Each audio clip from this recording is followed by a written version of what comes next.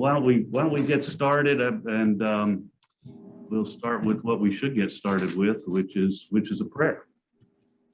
So, dear Heavenly Father, we thank you for this blessed snowy day, and we thank you for all the blessings that you have given us.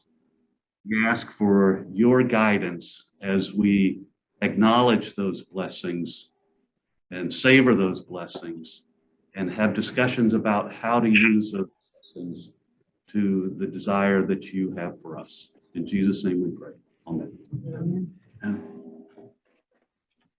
All right. So thank you guys for coming to this session that we have titled By the Numbers. And so this becomes kind of an opportunity for us to just kind of look at some stats and some figures and some things about, how some of our programs are going and how some of our finances are going and our participation is going, that kind of thing. We've had an objective for, our strategic plan, a continuing evolution of our strategic plan to continue to work more numbers and metrics into the process. And that's always a continual struggle, right? A continual goal to build something that we can provide as ways to give us benchmarks for how we're doing and for setting goals, right? So we're going to walk through some of the programs, and unfortunately we won't hit all the programs, right? So I'll make my apologies up front that if there's a program that we're involved with, that you're particularly involved in and think are very important, we may not hit them all. So my apologies up front for that. And but kind of my thought process was to go through them fairly quickly at the onset, right? And then we'll come back and have discussion on areas where we want to have discussion, because I've kind of learned from previous council meetings that we try to cover everything, and then we barely make it through, and we barely have time for discussion. So if that's okay, I'll kind of present what's on the slides quickly, and there are other people here who know more about some of those things, and so we'll come back to that if that's an okay approach to do it. All right. So kind of working through, our invite, welcome, and connect team, and we're welcoming, connecting, and so a couple of numbers that people pulled together, right, is our Church Street stroll stuff. 300 cookies given out. Woo! And they went fast. I bet they did. We've activities over at the Lamb Center, lots of activities over there, right? And that includes a couple rooms painted and walls built, new families welcomed into membership, one new family. We've had participation in Earth Day and 20 volunteers or more there as part of the Liberty Amendment stuff. We took an active role there, very, very heavily engaged. So we hosted ourselves 5 events and recognized 30 volunteers, by the city of Vienna. And so I think they saw us as a leader in the process. And so I think that was great. We're working on getting greeters trained. And so we've had some of those training processes working. So making headway in the faith formation area. We did do a vacation Bible school last year, 75 participants there. So, I thought it was interesting. It's, so how many of those were going to be future pastors or future teachers or future presidents? Movie nights, we did 4 of those. We had crazy fun game Saturdays, 3 of those. Which led to the identification of the fact that a lot of our neighboring community people were coming for the crazy fun game Saturday, and we realized there was an opportunity to do some English as a second language type of training on Tuesdays. So we didn't manage a men's retreat this year. We couldn't get that one to come together, but we did have a women's retreat, and they had 15 women. That was over at whose house was that? Who hosted that one? Anybody remember? Pardon? Oh, is it Rehoboth this year? Yeah. Okay. So 15 women, 4 outdoor heaters, 15 Panera meals. We've got faith, Sunday adult faith groups, and so I have to admit, one of the things of not having a sanctuary choir, I finally get to participate in some of the Sunday morning faith adult groups. So, I'm missing actually our men's group, which I thoroughly enjoyed. Our process as we're working through Revelation this year. So, and so, boy, today Ted was great with the service. I love seeing the youth that here associated with the Scouts, and we've got an incredibly vibrant scouting team. So, you consider we've got what 127 people involved, youth involved between the two, between the PAC and the Boy Scouts.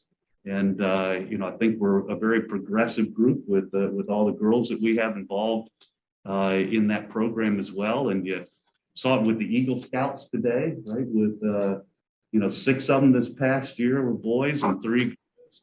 And so the other numbers are just great, including the service hours that they've been doing there as well. And of course, I hope you guys got your order in for the barbecue. If you walk out in the back here, you're going to really wish you got your order in.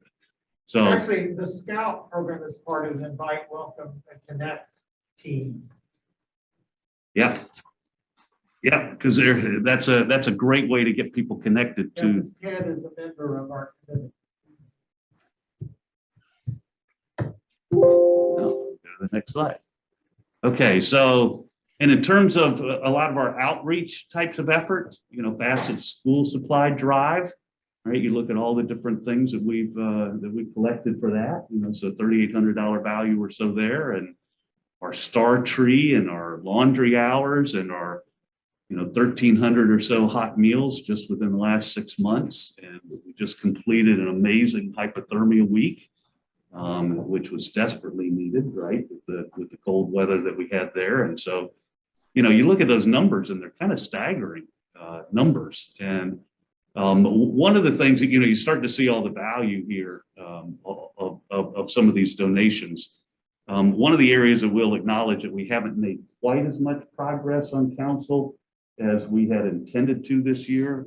It's still on our list is what we were calling the generosity task group, which is kind of tracking everything that we do as part of setting some of those goals. And so we've just been working on some other aspects of cleaning up some of our accounting and reporting that will enable us to do that. So that's still in our goal to figure out a way to roll that up and track that consistently. But we are getting there. And then of course the endowment has been an amazing success to get started. So in a very short period of time, recognized over $250,000 in lifetime gifts, and you can see where the projections and the goals are taking us. Pam,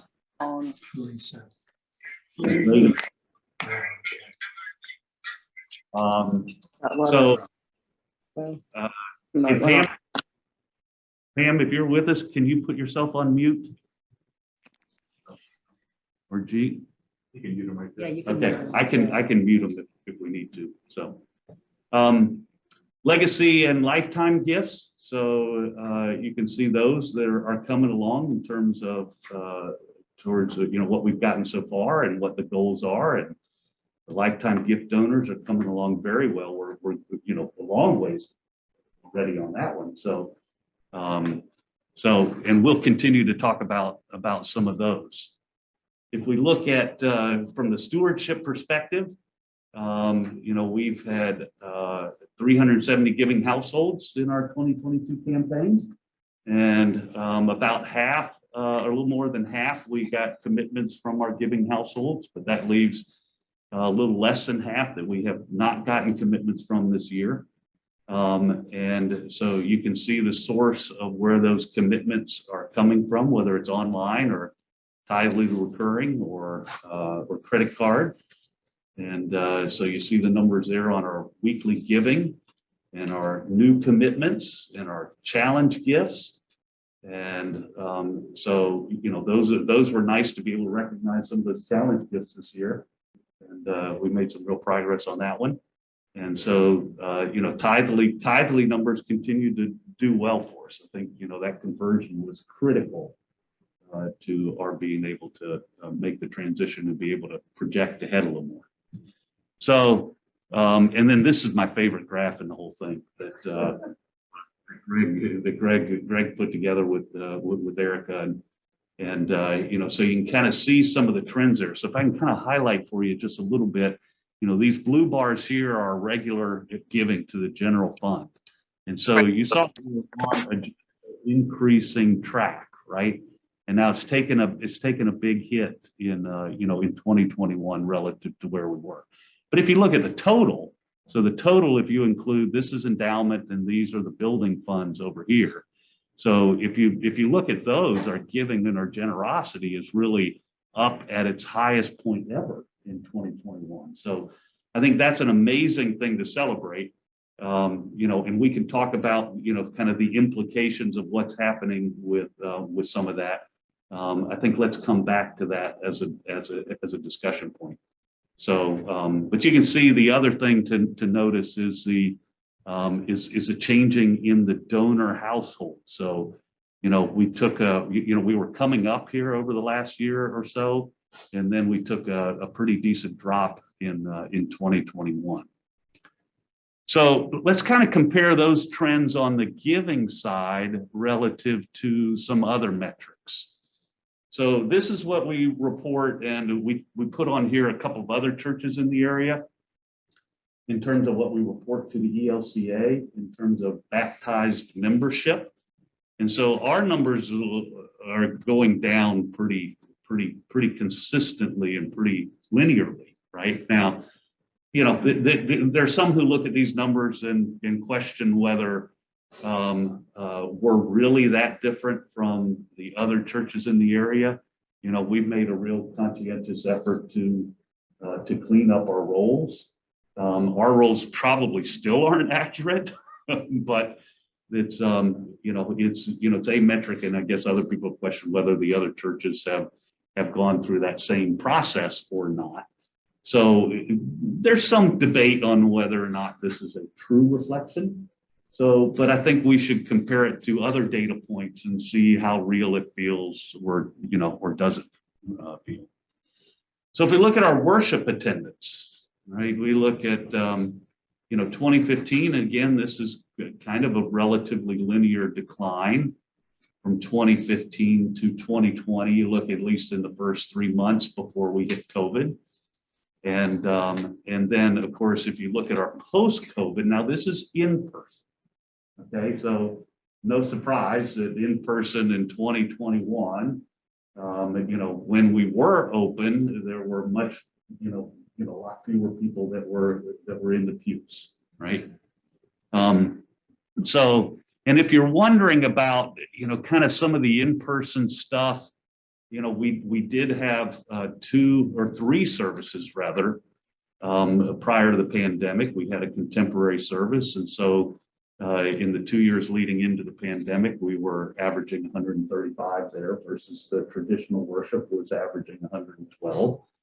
When we had convergence services, to me, these are always fascinating kinds of things, right? Our convergence services were when we had periodically, when we had one service together, like if we had a congregational meeting or something else or, whatever. But those, those were 190. They don't quite add up to the contemporary and the traditional. But some of those convergence, I think, were also over the summer. So you would expect perhaps a little bit lower number on the convergent instead of being, 1 plus 1 doesn't equal 2 necessarily.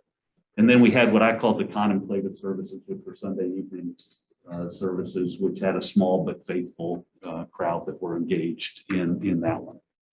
So if we look a little closer at our worship attendance, and just kind of over the much more recent period, so you can see even prior to the pandemic, we were decreasing in membership, and then it went completely, our attendance, and then it completely went to 0. Then we opened for a little bit, closed for a little bit, right? And then opened for a little bit more. And, we were on a pretty good path coming up, right? So this was nice to see a pretty good steady increase. And then of course we had the January pause again, right? But the numbers obviously are still way lower for in-person than what we had before. So, but we know we did virtual, right? So we have people participating online. So let's kind of see how that looks at. So, in reality, it looks like, when we switched to virtual, we more than doubled our total participation, right? Now, I don't know if I quite believe that we doubled our participation. I think some of that was the way that Facebook and other things count views and those kind of things. I don't know that it's quite that high, but I will say that we started high, and the numbers kept coming down and down over time, right? So, the virtual, is going to be a hard way to be a sustained expectation for keeping numbers. I think Pastor Lydia had a great point in the sermon that last week, that I don't think we're ever going back from offering virtual, right? But but there are challenges with offering virtual as well, right? It creates some challenges for us for getting people in the building and being engaged that way. So it gives them perhaps an excuse for not being here, but we've needed it. We had to have it, and so it's a question of what role does it play for us in the long term and affect what we're doing. So now if we kind of look at the financials information, so this one is showing really the unrestricted receipts. So the money that we've taken in that isn't restricted for some purpose or other, right? And so each of these bars represents, each of the different fiscal years, 2019, 2020, 21, and 22.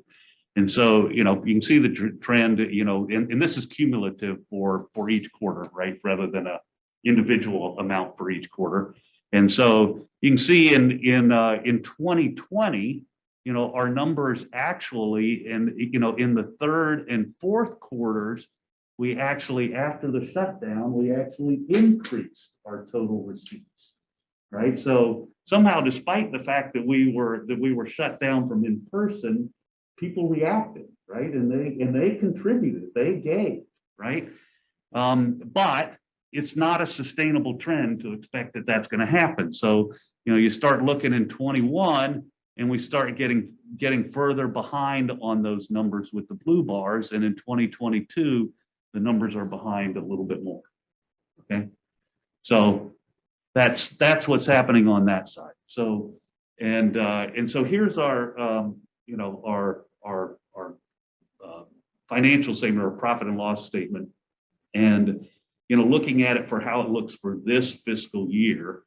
One of the key things to note is our budget is $817,000 in unrestricted income, and we've taken in through January 646,000. So we're down. We're at 79% of budget. But if you look at program costs, we're at 70% of program costs, and this one's not quite 41. I don't know what that number is, but we're a little bit lower on our supporting cost stuff. So overall. If we look at net income from operations, we are down. We're down almost 100,000, and so we're balancing our costs relative to our revenue, but we're not quite totally breaking even there. But then we also have some things like the PPP loan forgiveness, and this is just a part of it. This is just what got recognized here in the first 6 months of this year. And so if you kind of look at it overall, we've had some shortfalls, we've had some savings, so that results in this 120,000, but we've also had some unexpected blessings of 123,000. So actually, financially for the year, large part because of PPP, we're actually fine for the way that the financials are coming, right? Now, in the long term, we can't necessarily count on PPPs. We know we can't count on PPPs, right? So to me, one of the statements is, we've had people asking, should we be cutting back? Should we be reducing our program? Should we be really looking to conserve stuff. Council statement at this point is no. Relative to this year, this financial year, we've got programs, we've got goals, we've got objectives, we've got things in place. We should be living up to those expectations and those commitments. What's going to be a little harder to look at is in the future, right? So as we start to develop our budget for the future years, we may have to take a totally different look at what we can afford and what we want as our sustaining practice. But this is not a short-term issue. This is a long-term issue in terms of the way we need to be looking at it. So let's kind of look at where our, liquidity assessment, kind of what we have, in reserves or what we have to work with, right? So we've got about 1.2 million of unrestricted cash. We've got, almost $300,000 in other stuff, and including the endowment fund. And then of course, we also have a building that's sitting there at an asset of about $7.8 million on top of that. So of our unrestricted cash, we've broken that up, right, in terms of a way to look at how we want to use that, what it's set aside for. And so we've got $200,000 as part of our policy, which is in emergency reserves, right? So if we need it, if something were to happen, we could tap into that to keep things rolling so that we're not out of cash and able to process. We also have some working capital reserves that are set aside. And who's got a good way to explain what the working capital one is? Anybody want to explain the working capital? So what we've done is we've looked at what does it cost for the church to function on a monthly basis. And so we've sort of said, okay, we've come up with an amount, think about kind of as your fixed costs. I mean, that's, the building, the salaries, everything that you would need to pay. It's not discretionary. And so that's what that is meant to do. It's 2 months. It's what, you probably do personally. Like, the prudent thing to do is maybe to have 6 months for your own self, right? But, that we have actually two components. We have an emergency reserve, which is 2 months, but then we also have a working capital. So effectively, we have 4 months of amounts that are set aside and that are intended to just, cover the costs, which are not discretionary. Yeah, thank you. That's a good way to describe it. And then we've also got the capital improvement reserve. So you guys, John Hilliard works with Dennis and the property team and continues to look at future further out expenses that we know that we're going to incur, and we need to set some funds aside so that they are available, so that we can tackle those issues at the time that it makes sense to tackle those issues. Right. So we bumped those numbers up this year. And so we're sitting there with 418,000. Like we're getting ready to do a renovation on the elevator. That's going to take a pretty good portion of that. Right. So, and we haven't budgeted for adding money to that capital improvement reserve in the last couple of years. So in the long run, that's not necessarily sustainable either. So at some point, we're going to have to start budgeting to put money into there. But we haven't been there yet. And so we've also got some reserves set aside for the columbarium. And then we've got some unrestricted cash that is not identified. So if we were to have a shortfall in the budget year, it would come out, it would reduce that number in terms of unrestricted cash. But you can see that number right now is pretty sizable. Now, a lot of people have asked the question of a fair amount of this cash has come from the Tithely loan, right? And so, I'm sorry, private loan. So we have, we are budgeted to pay back that loan, and that's a part of the budget. And so it does give us the flexibility to be able to deal, with some of those things. Okay. Bob, for context, can you just share with everybody the amount that is owed tomorrow? How much would that be? I don't know if I have that number. It's about, 890. Yep.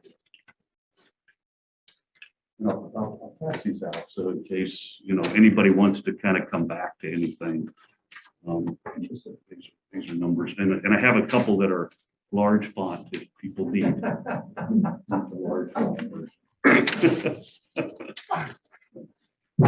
All right. So that concludes the the run through, and we got through that in about half the time. So now I'll just open the floor to anything that anybody kind of wants to come back to and ask questions and have discussion. Well, it just seems like that Anybody else? we may need, we have a strategic plan and it has all the various things. One is to increase membership, and but it seems to me we need an overall action plan for the total Emmanuel to look at what initiatives we think may be necessary to try to build membership and income and whatever objectives we think there is. The Invite Welcome, we have a couple of things in the works related to this whole issue. One is Invite a Guest Sunday, which we delayed about 5 times now because it just isn't appropriate at the current situation, kind of thing, to try to get the congregation more actively involved. And then the other one that we've delayed, and I have no idea what the appropriate is that we want a total congregation, sort of a revival and an experience for the congregation. We think that they are in COVID fatigue. The reason that those numbers are going down virtually is because people are fatigued looking at that screen. I being one, and I've heard other people talking about that. So we need something to excite, to develop, to restore sort of the emotional experience of being spiritual, kind of thing. But I think it takes the total church. It takes the village, it takes the total Emmanuel to be working commonly, not just Invite Welcome team to do it. It needs everybody, that we all agree that these are going to be the activities we're going to do to try to regenerate the spirit we had before that COVID, where we were up there, in the high level. Those are some of my thoughts. Yeah, let me ask, hold that thought for just a second, Hunter. Can the guys that are online, could you hear Roy talking? Yes. Yes. Okay, very good. Hunter, yeah. I have a question about the status quo and what we think the root causes are. So we've seen the decline in membership, decline in attendance, decline in giving. Any ideas behind who the people are that, let's take membership for example. We know who left and why. We've had an outreach thing for a while where we're doing sort of a wellness check, touch base with people. Any information from that, or any information you gathered about who the people are who've left and why, and what we then do? I mean, the question is, what do we do about that? And what's going on? I'll say for my side, I don't think we totally know. This is just my guess, my conjecture, is we have people that are not gone. They are just less connected. Yeah. And so, like I said, just my personal perspective is that, once you get into new routines, really worship and participation and other stuff is a discipline. It requires discipline to do it. And it's kind of easy to get out of the habit. And, you kind of get used to a different routine on Sunday mornings and, or other things, right? I think in some of the stewardship cards that we got back as commitments, I think I've seen a lot of people moving out of the area, just our older population. I mean, most, a large majority of people do leave when they retire, and I think it has something to say about our demographic. Less new families coming in, but more people leaving the area, I think. Yeah, if I could add to that, Bob, so definitely, we've noticed in the last 2 years of the 40 major donor families to the congregation, not only have some of those major donors moved away, some have also left the church on their own volition. And we're just not replacing as quickly as we need to or should. So, on the other end of the spectrum, we have a large number of families that in the past historically gave in the offering plate. And, we just have not been collecting offering plates, and nor have they made up those contributions with alternative means, just mail a check in or subscribe to electronic giving. So, while it's possible that once we are fully back to in-person worship services, we definitely will see an uptick in offering plate collection. But that will be a long time. People have to kind of reprogram themselves to attend weekly worship service and bring their checkbooks and drop it, check or cash in the offering plate. So it's going to be quite a while, at least I think, before we see the offering plate collections go up. We were supposed to do a phone call, I thought recently, to every member like we've done for a couple of times, and we did gain information about our members with that. I think it may be time to reconnect and organize, because when a lot of people do it, it's only like 25 people you have to call or something. Greg, do we know of the one you said that left in the coalition? I can only tell you anecdotally, we don't actually poll those numbers, but anecdotally, Why do we not do that? part of it has been bandwidth. Not having capacity to reach out to them. That just seems like really important information. I don't disagree, but oftentimes, especially in the pandemic, we wouldn't discover if we were to mouth. John Doe family last 6 months ago stopped the full worship service, and then we realized, oh, well, why did we leave? Anecdotally, 2 families left because of switching to the congregation, switching to reconciling. Bob, I thought your statistics with Redeemer and I thought that was very interesting. Do the pastors or anybody have a connection in terms of the COVID effect of their worship attendance, because that was, reported to Synod, but what about, the things we're struggling with in terms of, in-person worship?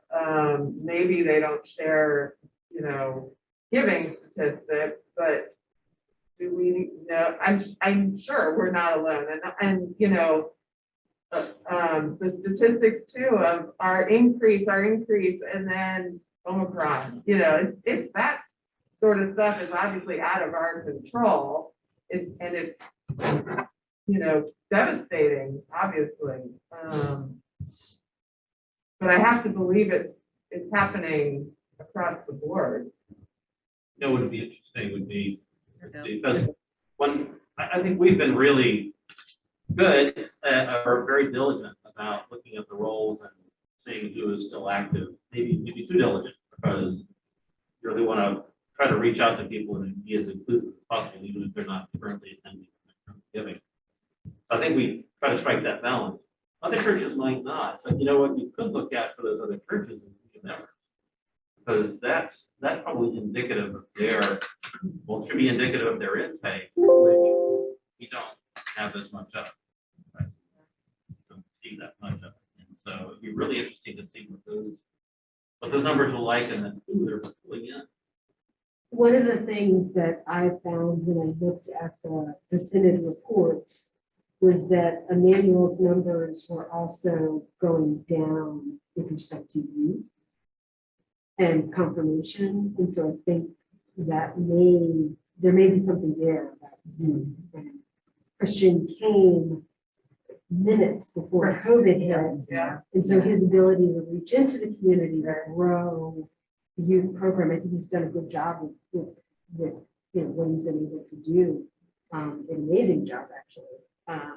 But I think that's a factor that when you lose the youth, you lose the family. There's a connection there. I don't know if Pastor Tony shared with you guys, but Roy mentioned the number call. And I don't know if Pastor shared this, but I was at Restaurant Depot during Cycle. And when I showed the card, she said, "Oh, you're from Manuel." And she said, "Kathy saved my life." I'm like, "Excuse me?" And she went in and just the story about during one of those calls, she caught this woman. I'm guessing she was suicidal. But anyway, whatever Kathy said to her had a huge impact. And I'm looking, wondering who's in line behind me as this woman is sharing her story with me. And I just thought, we don't know what those calls, but I really would encourage more of them, especially as people are remote. And just getting that, we just have to really know it. That might be a good, I know there's been a call for volunteers in the office, but there's also been a desire for work for the volunteers to do in the office. So it may be that that's something that the volunteers are comfortable with, we could do, because I remember in 2020 when we first did it, it was difficult, and not challenging difficult, but I mean, getting people to make the calls was its own, bridge that we had to cross. And then reporting in on the calls was the second bridge. I'm sure there's frustrations. I don't, if it comes in as unavailable or unknown, I don't answer. Yeah, So I'm sure, but That's that's coming because from they're not in manual. that process. yeah. And for those that need to be reached, will be able to reach. Send emails and texts and stuff like that, Yeah, yeah. Is there anybody online with us that has comments or thoughts?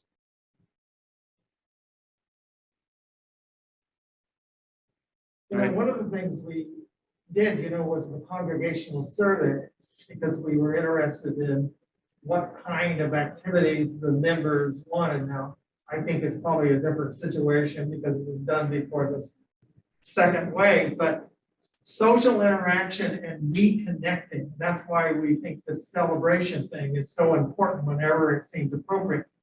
But our consultant also said, please do not prematurely try to do it. Do it when people can maybe not have to wear the mask, it can be outside, that people can really do the social interaction.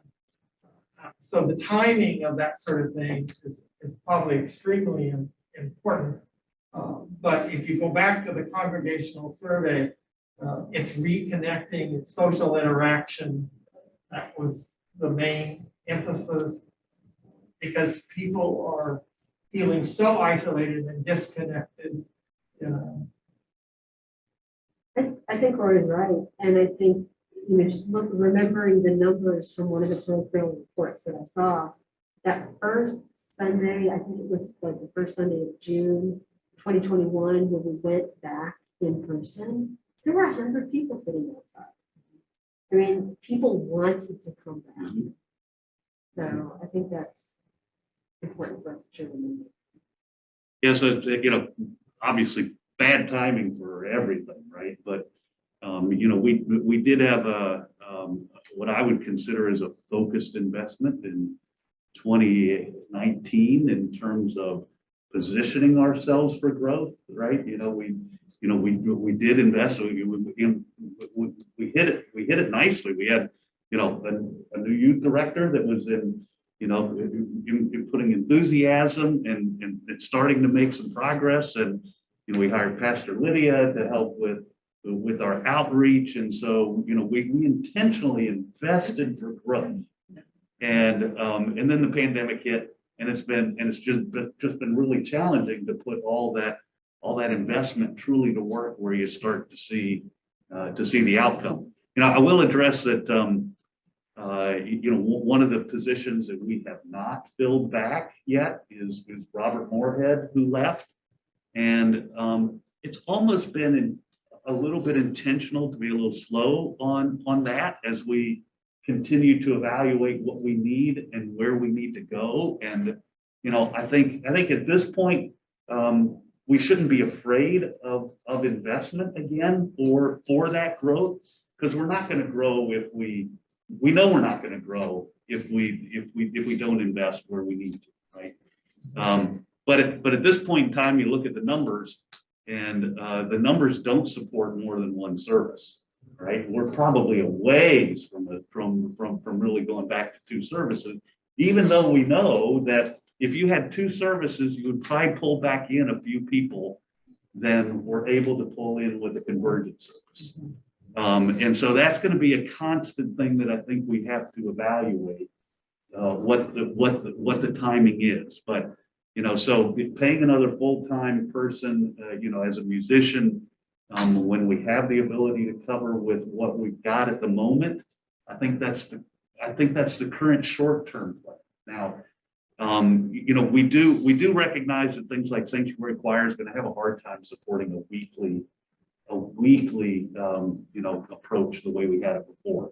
So we're in the process of looking at other approaches to, and Robert even suggested that we needed to look at this on his exit interview discussion, which was it's going to be hard to expect people to make that weekly commitment anymore. And but he had great success in terms of what I call the pickup choirs, right? So the WOW choir, the intergenerational choir, or a major works type of thing. And so and youth choirs, right? I mean, I think youth choir is going to have a hard time to do that on a weekly basis also, but I think families are going to be missing it if we don't have that as an option to engage their children. So there might be a different way to approach how the music program evolves. We're fortunate that Revelation is able to continue the process without interruption, right? We've been so blessed that that's been able to continue as it is, but we're using fill-in organists at the moment. And so we don't want to let this one go too long, but because I think that the music becomes a tool for engagement, and we need the engagement tools. But anyway, we're still evaluating that one. But in the meantime, we're saving the cost of that position at a time when we need to save. Bob, there was one more thing about the congregational survey I want to bring up, is that it indicated, and Jerry knows this too, that we put a lot in there about workshops and Bible study, and they completely rejected increased programming. Now, this is 100 people, so, in this convenience group, not a random sample, statistically, but they wanted the social engagement was the main message. Don't give me another Bible study, don't give me a thing, because that's where they're emotionally at this point, is the engagement, the personal engagement, to feel like they're part of a spiritual group.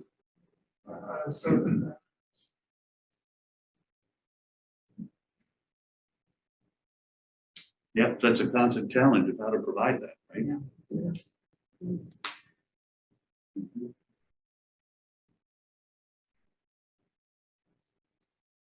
Any other questions on kind of financial side?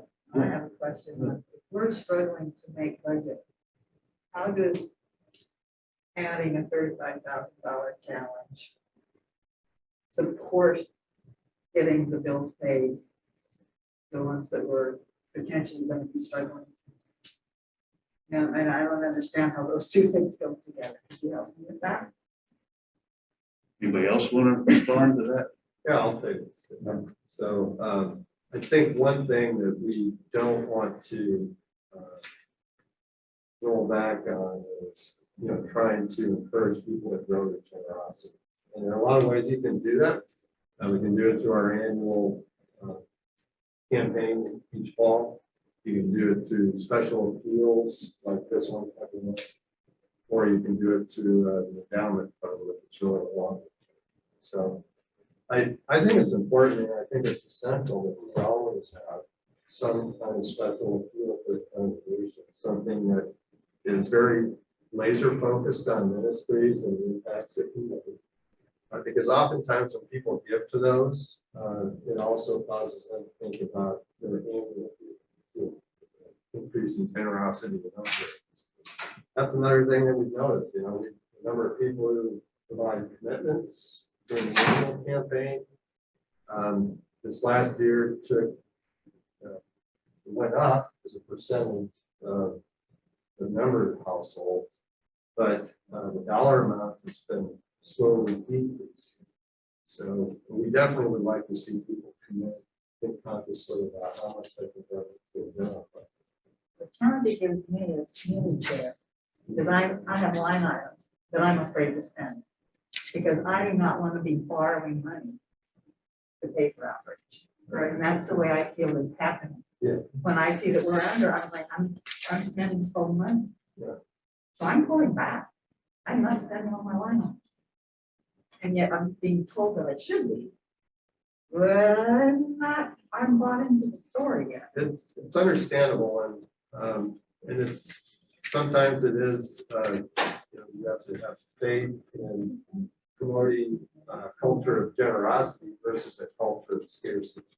And when we're in a time like this right now, it is easy to get focused on being conservative, pulling back, and be focused on scarcity of resources. Or is the story more to help people understand the importance of what we have in our office? Yeah, that's. I mean, that to me I is the think story. that- Buy in, we need That's- buy into our, to the importance of the budget that we have. And not have to hold it. Can I offer another perspective Yeah. on the challenge? Is that two of the objectives in that challenge are to help the youth and young adults. And I think that it is a totally appropriate strategy to exhibit overt investment in our youth. And to intentionally fund their ability to go to Philadelphia. And because the benefits of investing in them and the benefits that they will get from going on this mission trip and coming back, it's an investment in the experience that they're going to get and the journey as a part of their journey in their faith story. So why isn't that part of the work that we do within our operating budget? I mean, if we're building in the important things to a manual, they should be in our operating budget so that we can pitch our operating budget as being strong, not as the also ran category. I think we undermine our total. I almost think that you could kill, this is probably a bad, two birds with one stone. I don't even know what to say, but it seems to me that, first of all, we're not good about telling the congregation that we're not getting the giving we need.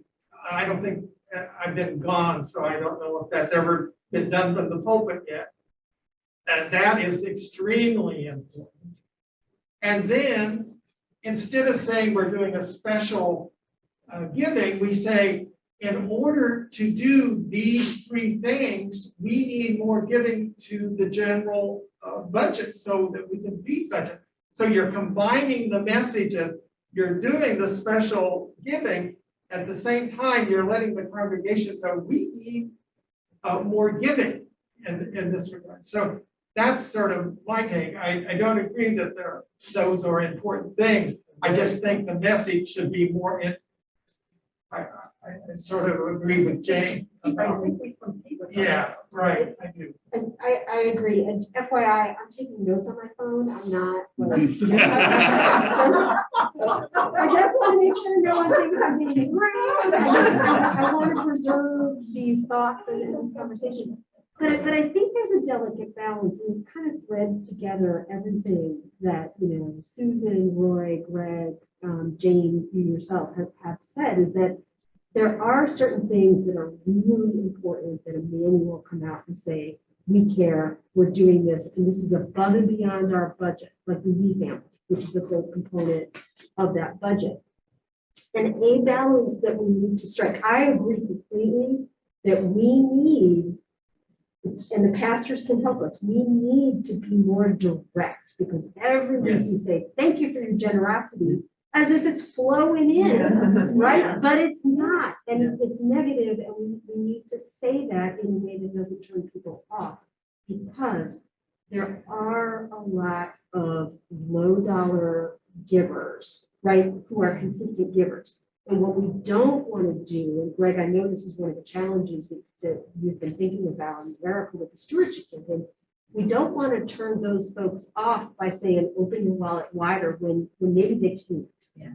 But these kinds of appeals will cause the folks who gave to the endowment fund, the folks who, when asked to give more, it will cause them to open their wallets more. Now, that crew is a smaller crew than it's been. But I think that that's the balance that we need to strike. On the one hand, we need to be very transparent. Otherwise, we lose the trust of the congregation about where we are financially and what we need and why we need it. And we're going to need to figure out how to get more of those big giver families that, you know, that Roy was referencing, and not alienate the consistent, given what they can, even if it's not as much as we would like to get. And yeah, that I think is part of our struggle. So I just wanted to frame that, because I think everybody's got a really good point here. The challenge of how we do it without alienating.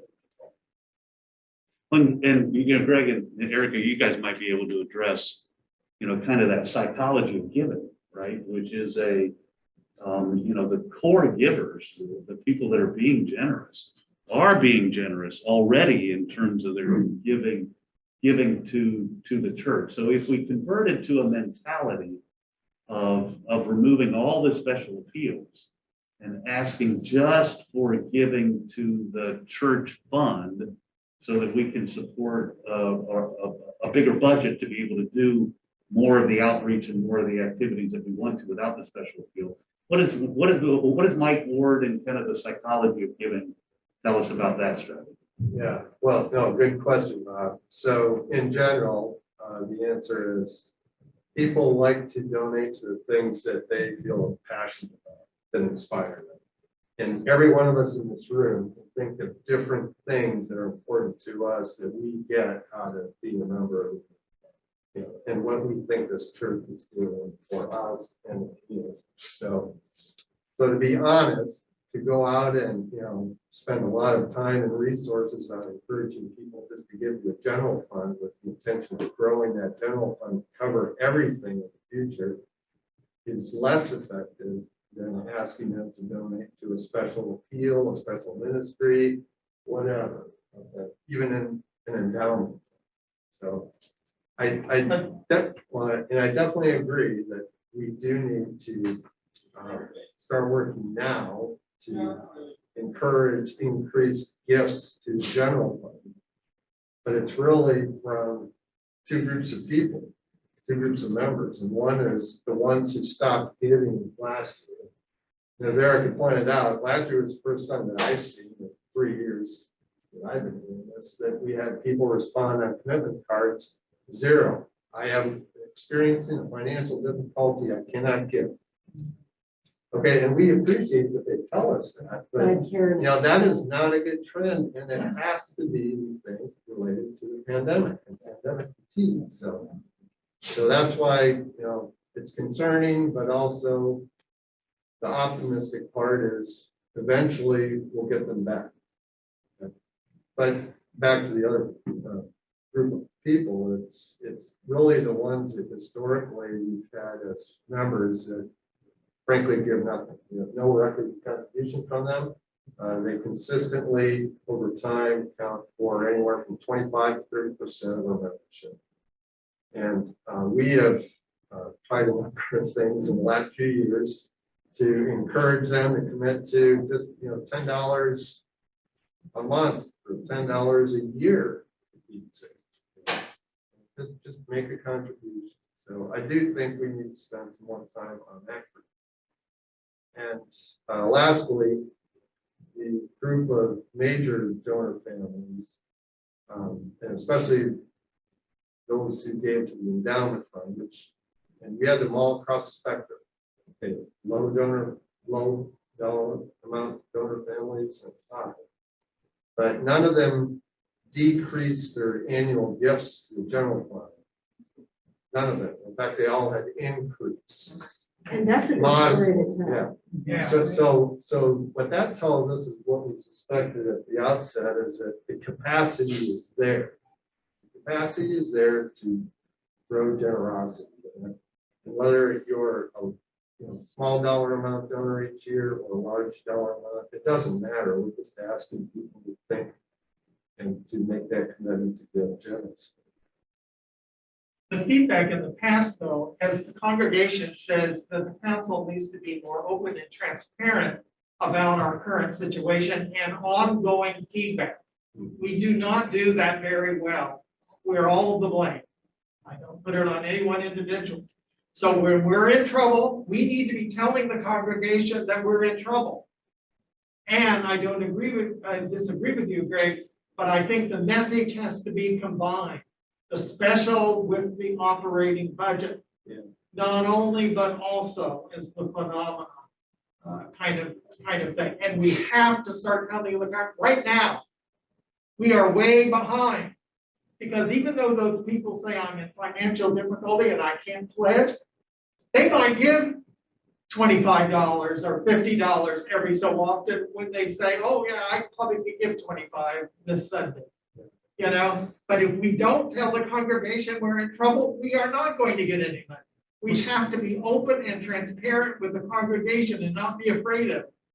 Well, so here's where, it's, obviously different people look at things in different ways, right?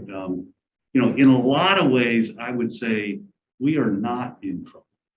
We have not dipped into the reserves at all this year. We are not in trouble.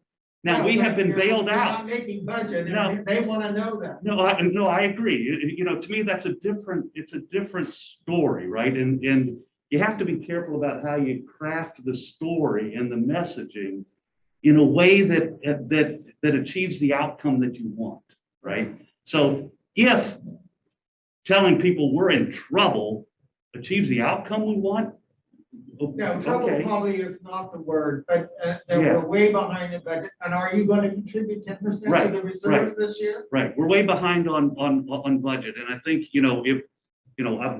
my guess is that if we looked at where we were behind, who's giving and what's giving, it's likely not the people that are listening to it online or are sitting in the pews. Correct. Likely those people have already given more. So, in a lot of ways, to me, this gets back to the engagement and the participation and the recruitment and the involvement. Because when we have people that I believe are disconnected from us as a result of the pandemic, they may have tuned in online, they were regular Sunday attendees, they may have been low-level givers, but over time, they are getting further and further away from us. Over time, their feeling of emotional connectedness to us that will encourage them to open their wallet and to support what we're doing because they're here, they see it, they believe it, is waning. So, the financial side of this is one thing, but I'm still personally a believer that if you get people engaged and involved, you invest in bringing them in through music programs, through faith programs, through other things. If they're not connected personally, you're going to struggle getting them to give financially. So I think we got to be careful about overburdening the people that are hearing the message when our generosity is showing that the data is showing that they are giving more. Those people are the ones that are giving more. But that's So, what. now, it doesn't mean they're that's not what we have to capable of talk about giving it. Communication. Yeah. You said you cannot communicate to the congregation in one way. You got to do letter, you Yes. have to do email, you Yes. have to do the people who are coming, Agreed. kind of thing. Because if you do it just from the place, you will be overburdening the people who are That's trying to do it. So very good it's a communication we know has to be multiple ways in which we try to get to people. And that's why I think that the council needs to develop a very specific strategic for the next 6 months this is what we're gonna try to do, incorporating the teams that we have in place. So it's very specific. It isn't, we don't talk in generalities. We say, okay, we're gonna have a guest, invite a guest time, we're gonna have this celebration, we're gonna announce from the pulpit, we're gonna send an email out. Very specific strategy for how we're going to attack this, not talking in generalities. So on the also the question of the financial situation, it seems to me like if you can figure out the best way to craft the messaging. It sounds like what we're talking about is more of a yellow flag situation, not a red flag. Yeah. But it's also not a green line, green flag, like everything is great. And it sounds to me like what probably want to do is start to ramp up a little bit on the, like we were saying, scenarios that are concerning for us. And then some of that's because of trends. We have a healthy balance, but if we see trends that are going in the direction that if they keep on like that, could be problematic. Could be problematic. And we need to start kind of feeding that to people so that it's sort of like you watch a movie and you start to hear the dissonant violins playing before when someone's walking into a room. You get a sense that like not all is well. And there's something that's coming up that we really need to pay attention to. Yeah. And maybe this resolves one of those because of that. And so you have people that are sitting confused that say, I could actually do 5% more. I hear that we don't quite have enough. We can do more. And whether that's people who reported that they could give 0 last year and now can give some, or whoever it is, that might pull a little bit more resources. People maybe don't do that. But also, talk about fatigue, there can be fundraising fatigue. So if you have special appeals, it sounds like there's a very limited number of them you can do before people say, all I'm hearing at church is like, we need to. And they pepper me with different ways of doing it, but they're all different ways of getting that money. And that's not why I'm here. And, Russ Jones used to say, put all your eggs in one basket. Because the idea that being that you really funnel that, make a great campaign for that. And Greg and Eric did such a great job at that program, Stewardship. The idea is like you really explain everything. That's what we've been doing. It's just might need to indicate that we have some areas of concern. I mean, look at the participation of this. I mean, most of us are former council, I'm council, Preaching to the choir. right. Can I agree with Roy for a change? I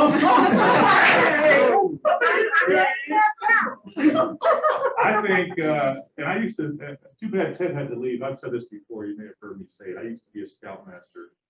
And the scouts are very sneaky. They bring kids in with the promise of camping and backpacking and fun stuff like that. And then they sprinkle them with character building things, and citizenship and leadership. And it works great.